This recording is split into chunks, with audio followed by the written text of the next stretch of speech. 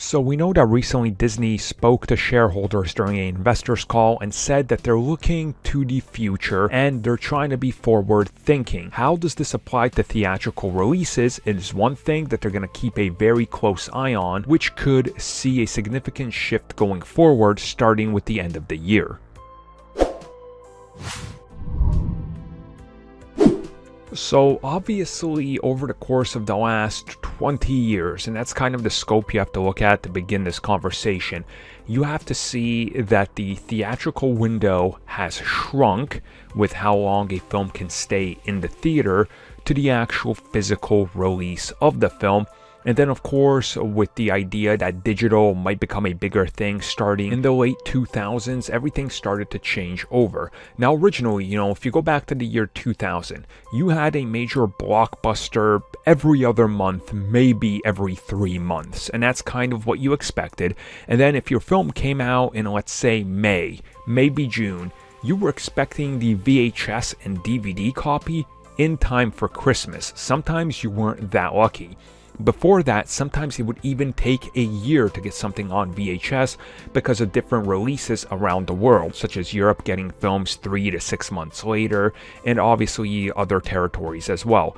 Now that's significantly shifted, and when we look at the output of digital, that's affected everything. Now you're looking at a physical release coming in about 4 to 5 months after the film has already released in theaters, not after it's completed its entire run.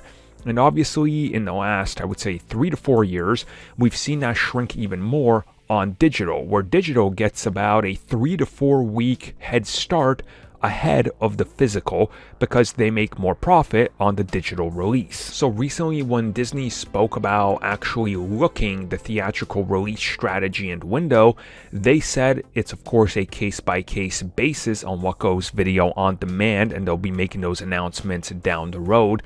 But not just that also things that are going to be looked at are of course the power of the brand, the timing, and of course the release strategy that they can pull off with that particular IP, which again, this makes a lot of sense. And of course you have to look at pretty much everything going forward, and you have to look at the whole, I would say, bigger picture that involves every single aspect of media. So how are the other studios doing?